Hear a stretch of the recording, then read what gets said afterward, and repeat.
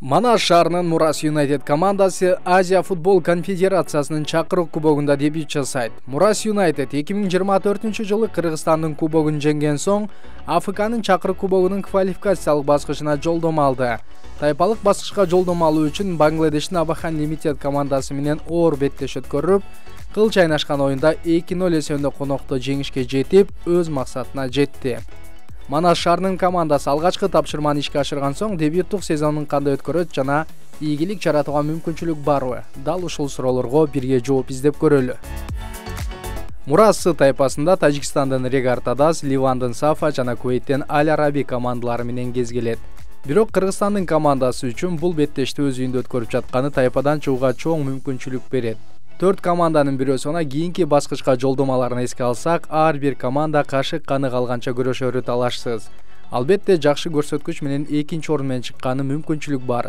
Бирок 6 тайпадан 2 гана команда кийинки этапка өтөт. Атаандаштары тууралуу айта турган болсок, Тажикстандын ички чемпионатында 12 команда ойнойт жана Истиклол, Худжант, Равшан командалары чемпиондук үчүн күрөш жүргүзүп келет. Регартадас өткөн жылдагы сезонду 7-чи орун менен гана жыйынтыктаган.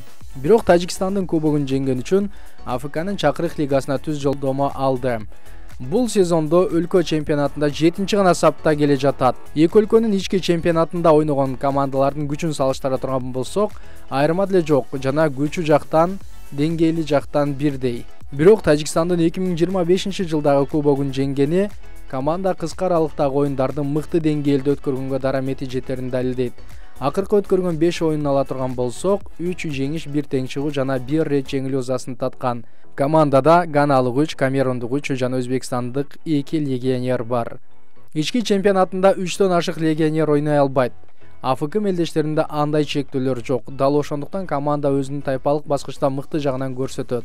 Ал эми Африка континентинен келген оюнчулар бул сезондо командасын алдыга сүйрөгөн мотор болууда. Аларды дал ушул чакырык кубогуна карата катарына кошкон. Андыктан тажик командасы тайпадагы мыктылардын бири экени талашсыз.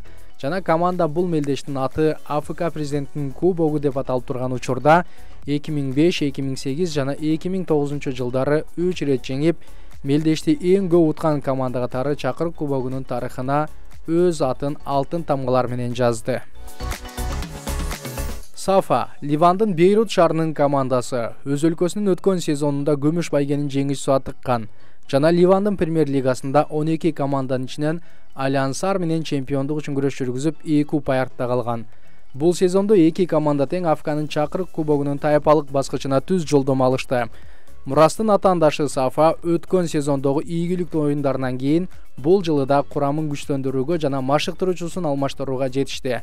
Бирок ага карабай команда өз оюнун таба элек. 3-чү турдан кийин 2 тең чыгуу жана 1 жеңилүү ызасын татып, 2 упай менен 8-чи сапта келе жатат. Ливандын ички чемпионаты кыргызстандыкынан күчтүү эмес. Бул жол менен бирдей жана Мурас өз үйүндө толугу менен жеңишке жетүүгө мүмкүнчүлүгү бар.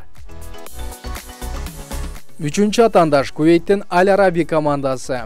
Бул атаандаш өткөн жылы чакырык кубогунда жарым финалга чейин жеткен команда. Бул сезондо өз өлкөсүнүн күмүш байгесинин ээси жана Кувейттин эң атактуу командаларынын бири. Жаңы сезондо команда 7 оюнчу менен толукталды жана атактуу оюнчулар менен толукталбаса дагы Алжир, Марокко, Нигерия, Франциядан легионерлер бар жана өз өлкөсүндөгү таланттуу оюнчулар катарына кошулду. Чакырык кубогунун деңгээлинде команда өз күчүн татыктуу көрсөтүүгө дарамети жетет. Жаңы гана башталган Кувейттин премьер лигасында 4 оюн өткөрүп, 2 жеңишке жетип, 2 рет тең чыгуу менен 8 упай топтоп 3-чү орунда келе жатат. Трансфермаркт сайтынын баалоосу боюнча биздин тайпадагы эң кымбат команда жана Мураска чыныгы атаандаштыкты жарата алат.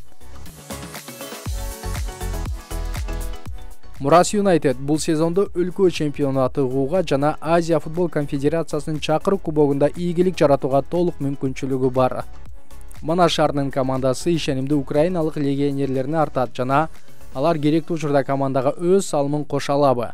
Так жооп айтуу оорго турат. Бул сезондун жайкы трансферлер терезесинде катарына жалаң гана жаш оюнчуларды кошту. Бирок команданын оюнунда өсүү болгон жок.